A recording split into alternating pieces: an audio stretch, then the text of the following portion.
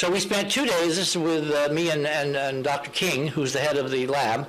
I'm showing him some of the things that we had found on prints that we had ordered from LRL, from the Lunar and Planetary Lab, from Houston, and from his own shop there at the NSSDC. And he was very impressed and did absolutely nothing. In fact, a set of negatives we were specifically looking for from Apollo 10, between the first day and the second day, they had to admit to us that they had disappeared. Someone yanked those negatives, so I could not confirm what I had been able to order through prints in previous months. So someone was looking at us following this trail even then, which was what, 12 years ago? As part of this sojourn, we showed them this print. We showed them this amazing, look at the regular vertical and horizontal bracing. That will come into importance later. We did find, years later, on the web, as NASA has begun to scan, as people in NASA have begun to scan what they claim are source data from the original copies of the film that have been preserved, that Ken was not to destroy, but to put into the freezers. Literally, the film has to be frozen to keep it from changing. They have been scanning and putting on the web modern versions of the same Apollo 14 photography. So we got hold a few months ago of one of these scanned versions. This is the same frame. Let me go back one, all right? This is frame 9301 from Ken. This is 9301 from NASA. And this, if I'm right, is a comparison. And you'll notice that this is a much lower generation, or higher generation rather. This has been copied and copied and copied. The detail is all lost, but the main layering, the main glass tower, which you can see in the background, is still there. So when I said in our press releases before this briefing that we can now confirm from NASA data on official NASA websites what is there, I was not kidding. It is confirmed. Now, what I'm hoping to do, through whatever you write, whatever Congress decides to do, whatever the American people decide to do, I'm hoping to pressure the system so we get access to the original data. And we have that original data taken from the freezers and scanned with modern scanner technology at the best resolution available. And if we can get that to happen, and if you can track that process, kind of like a legal chain of custody, so we don't allow them to substitute fake film for the real film, I have no doubt now that we will confirm everything that Dr. Johnston has reported, and then some. Because there are confirmed duplicates now on the web, on NASA sites, of what Ken preserved 40 years ago. This is another frame. This I found just a few months ago.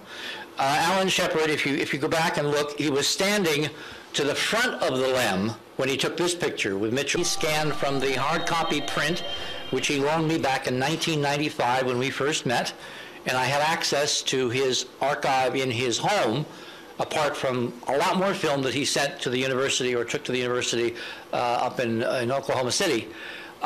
This print alone blew my mind because it confirmed from untouched original source data preserved from low-level generational copies of the film.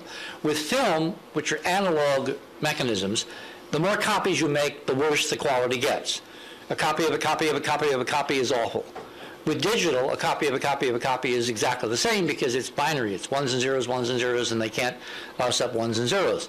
However, with film, you want the lowest generation possible to make prints, to make transparencies, to make something that you can look at and analyze. And fortunately, Ken had the most pristine, lowest generational number version of this data that we know of anywhere on the planet right now. So when he gave me these prints, I took them back, 1995 now. Think of the scanner technology then compared to now. And we scanned the film, and we discovered something absolutely extraordinary. I mean, mind-blowing extraordinary. This is a close-up. We see the hills. We see just hints that something is not quite right in the sky.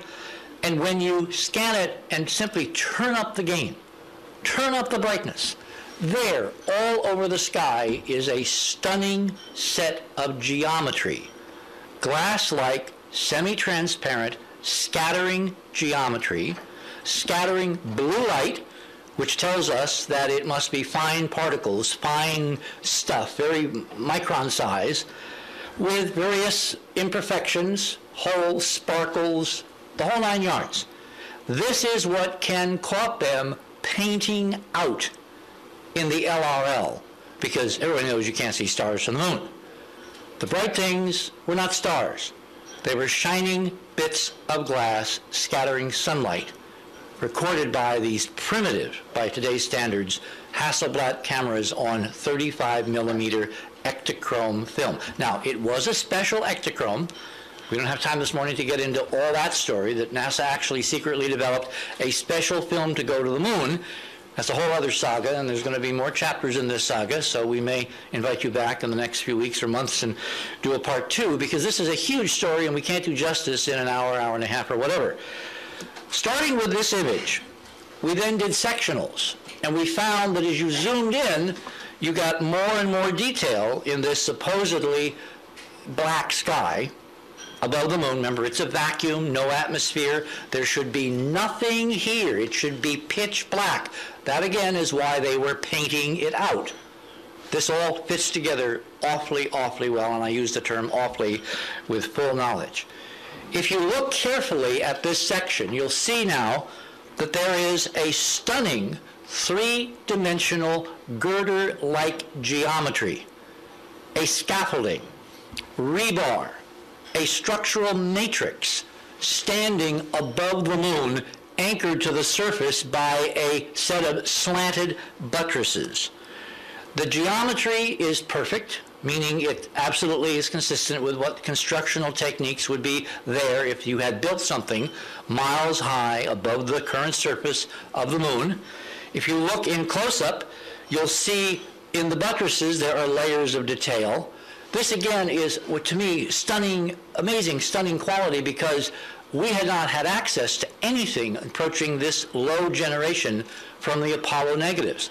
In ordering all our stuff through the National Space Science Data Center, through Johnson in Houston, through the Lunar Planetary Laboratory, which is one of the Johnson affiliates, we had looked at things that were hinting that this kind of detail was there. But Ken Johnston was an incredible ray of sunshine, because here he had 30-year-old perfectly preserved low generation copies of NASA's priceless original film, and all over this film we saw astonishing evidence of architecture on the moon that did not belong there. The reason I have a close-up now of a helmet is because each astronaut wore a gold visor, a gold-covered faceplate over the Lexon faceplate of the space helmet, which kept the air in and kept the astronaut from dying from explosive decompression. All these years we have been told by NASA that, oh, this faceplate is designed to protect them from sunburn, from ultraviolet, from being burned. Well, I, along with everybody else, took NASA's word and never did my homework. When we got into this, when I started looking at how was NASA set up to know what they were going to photograph, how, if you're an astronaut in a spacesuit, do you know where to click the camera with your body to show the ruins? You've got to be able to see them to take the picture of what's there. So when I ran the curves, it turned out that based on this panorama, which is, by the way, the frame I'm talking about, 9301, is this one right here, you've got this wavelength dependence of the human vision. You put the helmet on, and lo and behold, the helmet suppressed all of the spectrum except for the blue-violet part, which is 20 times brighter now, which means NASA outfitted every astronaut who walked on the moon with a helmet with a glass film over it, which allowed them to see the ruins with the unaided human eye and take pictures of what was there. And all these years they have been lying to us about the reason for the gold-covered helmets.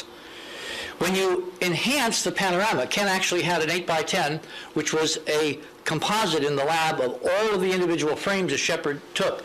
Click, click, click, click. If you look at the entire sky above the lunar landscape, there were stunning ruins all over the horizon, 360 around. This is the shadow of Shepard, all right? We brightened this up. The ruins are blue. They're scattering blue light, kind of similar to why the sky is blue on Earth, because it's fine particle scattering. It's not uniform, however. You can see that as you pan around the horizon in 360, it changes with azimuth. In other words, if you look at this set of stuff, this crud in the sky, it somehow knows where the sun is. The scattering is dependent on sun angle, which some imperfection with the film, or some bad chemistry or something that went wrong in the lab would have no way of knowing. This panorama shows clearly that the scattering is dependent on sun angle. It is brightest down sun, which means it's acting like a movie screen. It's scattering the sun light through the ruins back at you, and that's why it's brightest where the shadow is of Shepard pointing away from the sun. Everything about this scattering is consistent with it being a real physical set of lunar ruins extending miles above the moon, made of meteor battered, smashed glass over countless millions of years. Real good, Gene. Right down the line. Oh man, we're level with the top of the Mesquite now. Okay, stand by for pitch over. Oh, are we coming in? There it is, proceeded. And there it is, Houston, there's Camelot. Wow, target, I see it. We got them all. 42 degrees, 37 degrees, to 5,500. 53 degrees. Okay, I've got Barre, I've got Poppy, I've got the triangle. That's 2,500 feet, 52 degrees. H-dot is good at 2,000. There it is, proceeded. And there it is, Houston, there's Camelot. Wow, target. I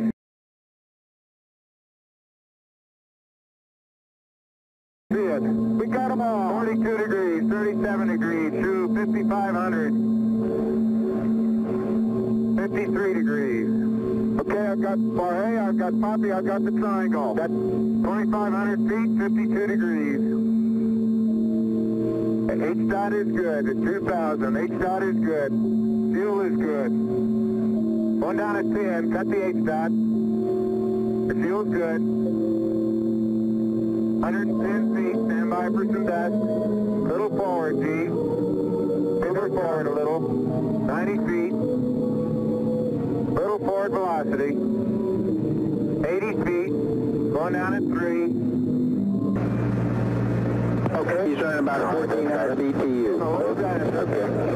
Are you ready? Going down about 2. Very little down. All set. Very little. 125 heart rate. Okay. Okay, you saw what difficulties I was having. I'll try to watch your bliss from underneath here.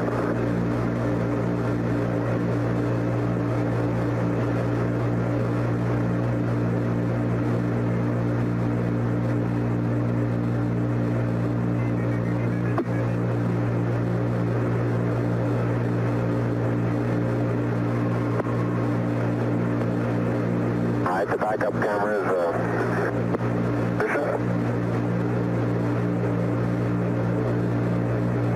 okay, your bliss looks like it's clearing okay. The fluids are about to come over the seal.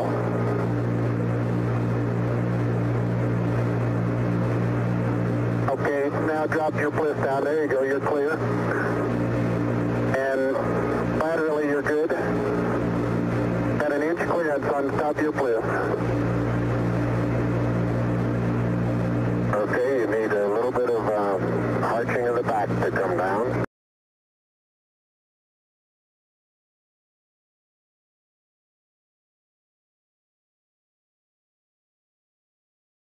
Families, answer the mission is completed. Over. That's fine, Dick. Thanks very much. And we appreciate those kind words. Thank you, Dick, and convey our thanks to the President, please. Roger, will do. I don't think Stu got this, but we'll see. He gets it later. Okay. Okay, you ready? Get the wheels first.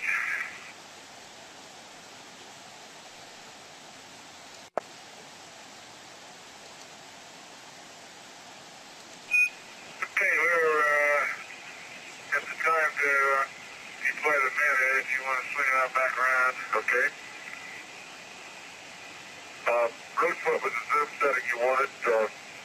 Okay, let's try about 45 there. We'd like to get the flag in at the right extremity and the plus Y, if we can, at the left extremity. Hold that. And left about 2 degrees. Left 2 degrees.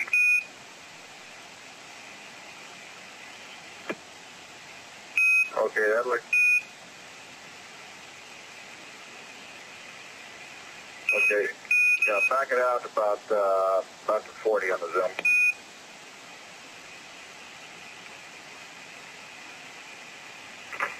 Yeah, that's good. Okay. Okay, Al and Ed, if we could get you both in the field of view there for a minute, we've got a message for you.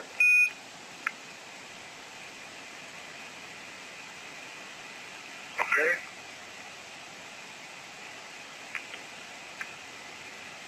Okay, you're looking lovely, Coop. Why don't you take a pair and let me pass a message to you? Okay. Okay. Okay.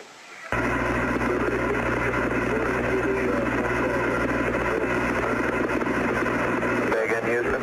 Roger, we'd like to get both of you in the field of view of the camera for a minute.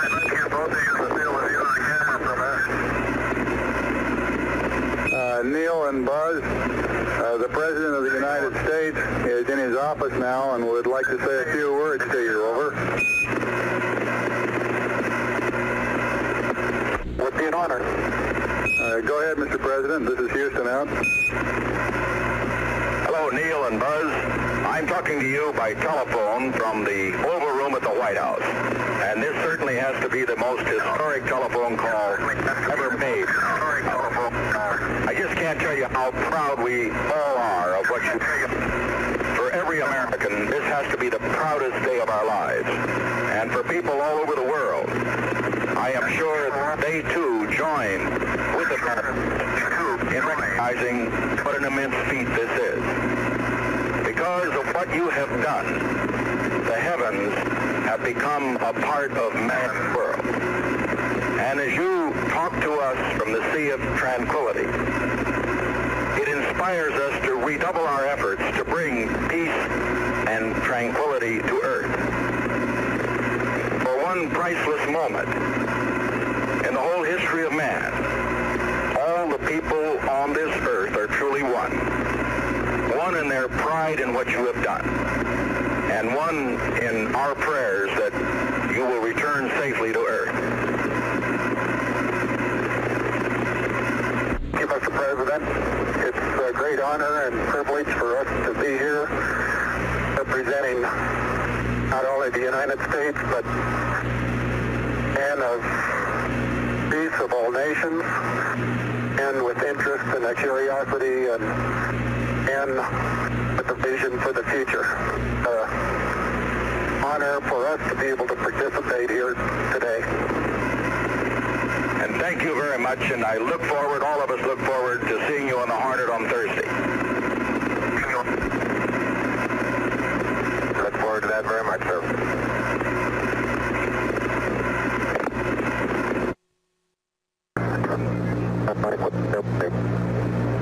How far am I feet from the... Okay, you're right at the edge of the porch. Okay. Back in from...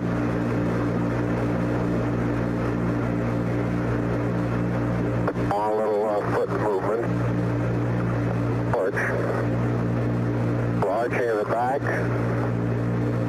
When it comes up and clears the bulkhead without any trouble at all. Looks good.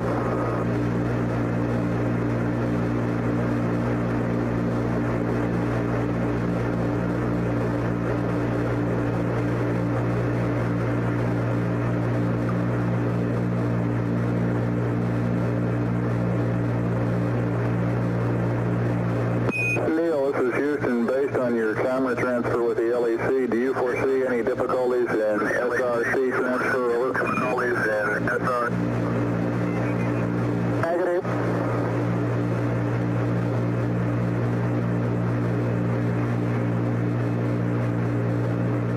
Okay, now I want to back up. Yeah, just stand by a second. I'll move this over the handrail. Camera is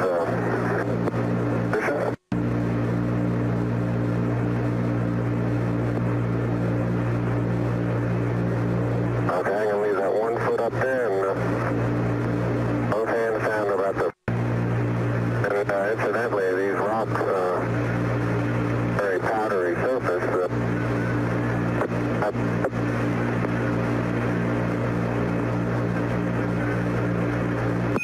Say again, please, Buzz. You're cutting out. And just again, please, Buzz. I say that the rocks are rather slippery. So just very powdery surface when it's on there. Fill up all the very little fine poruses. They'll tend to slide over rather easily.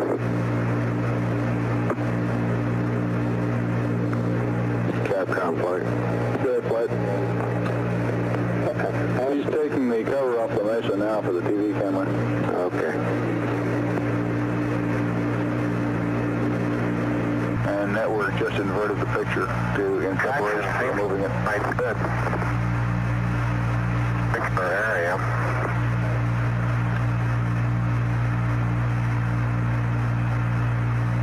EMU flight.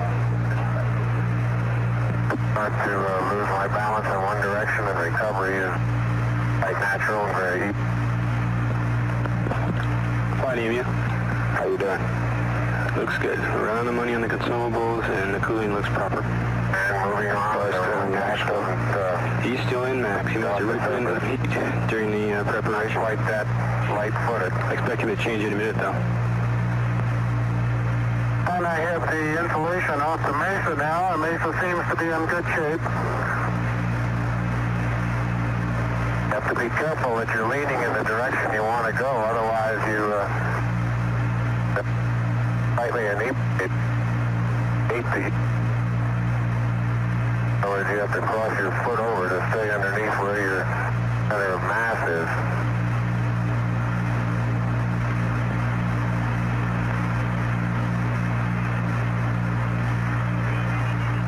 Neil, didn't I say we might see some purple rocks? Find the purple rocks? Nope.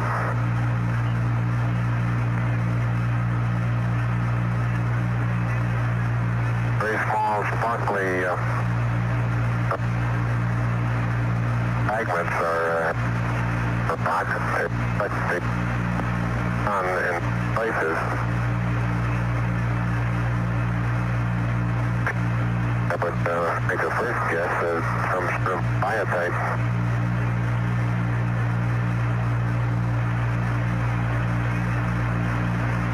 I'll leave that for the further analysis.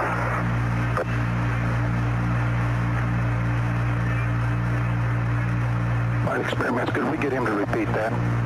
While compact underneath. Could we get him to repeat that on his comment on the rock? Didn't you get it copied? No. Negative. This is Capcom. It sounded to me like he said he thought it was biotite, but he'd leave it for people to figure out how to Roger. Quarter of an inch.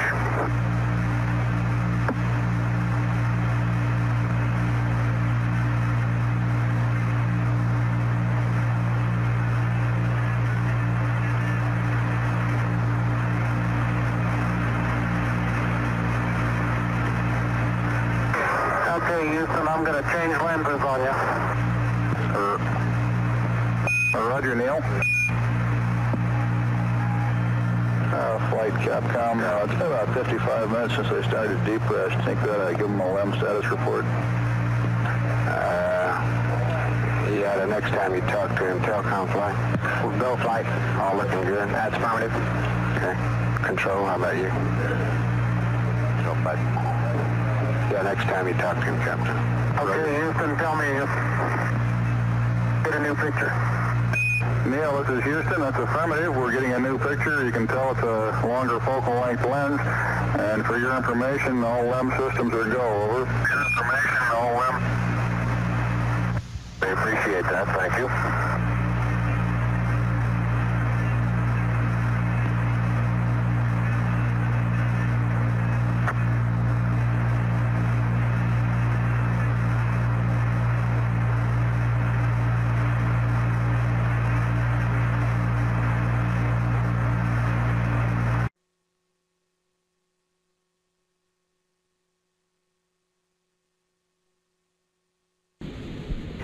a big mountain when you're down here looking up, isn't it? My, oh my.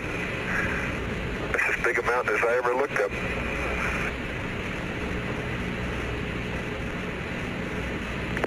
Dave, do you see spurs you look up there? The craters in that one directly ahead. Spurs you look up there?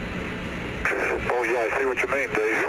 Yeah, there are, let's see, 1, 2, 3, 4, at least 4 lined up, going upslope. Yeah, right on the wall of the crater. Yeah. Just perfectly linear and perfectly uniform craters, little ones, maybe. Yeah, but look, there's a rock just below those. I wonder if it could have bounced. No, it couldn't have made that many.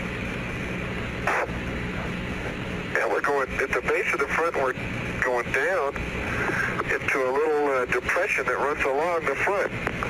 We came over another north-south trending ridge, and we're going down a little bit, and then we're going to start up again. Interesting to see what happens to rover speed here as we start up slope. Yeah, because we are starting up slope. I'd estimate 3 to 5 degrees. Yep, okay, going to take a little lean to the left here. Oh, those weren't very big holes at all, were they? Just a shadow made them look. Dave and Jim, what was the bearing on that chain of craters you described? Hey, Joe. The bearing on it. Joe, it was just a very subtle little, maybe half-foot craters in the size of a 4-meter crater that showed up very well in the shadow. And okay. that was just at our 348 for 4.3, okay, where we are right now. And we've stopped, and let's take a gander around and see which way we ought to head. You know, Dave, if we could make it out that far directly ahead of us, look at the large blocks. I mean, it'll come down slope, yeah, at 12 o'clock.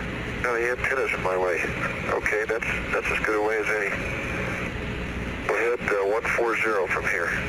We would give a fair amount of visible light. Hey, I just saw a flash on the lunar surface. Oh, yeah? It was just right out there north of Grimaldi. Just north of Grimaldi. You might see if you got anything on your seismometers, although a small impact probably would give a fair amount of visible light. Okay, well, check. It was a bright little flash right out there near that crater. See the crater right at the edge of Grimaldi? Then there's another one north of it. Fairly sharp one north of it is where there was just a pinprick of light. Copy that. I guess it better work fast. It really is cool. Hey! Wait a minute. What? Weather reflections. I've been fooled once. There is orange soil. Well, don't move it till I see it. It's all over. Orange. Don't move it till I see it. I've stirred it up with my feet. Hey, it is! I can see it from here. It's orange. Wait a minute, let me put my visor up. It's still orange. Sure it is. Crazy. Orange. I've got to dig a trench, Houston. Copy that. I guess it better work fast. It really is. Same color as these. Temperature on the stuff is about 100 and... temperature on the stuff is about 102. It's almost the same color as the LMP decal on my camera. Fantastic, sports fans. It's trench time. And mark it. Copy that.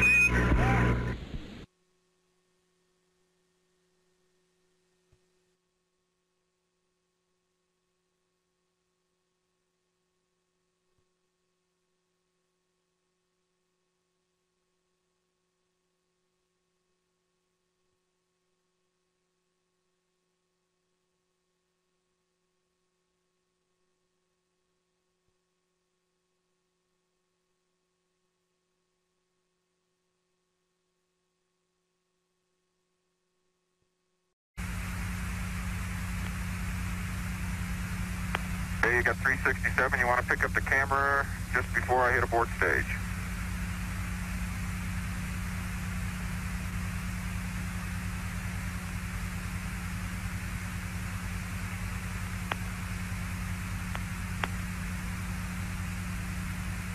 camera's not going to run. About me holding it. The average D, 20 seconds. Ah, shoot. Okay, let's get off. Forget the camera. Okay, 10 seconds. 10 seconds. Fourth stage, pushed. Engine arm is that. Okay, I'm going to get the pro. 99, proceeded. 3, 2, 1. Ignition. Run away, Houston. Brakes are good. Ag side.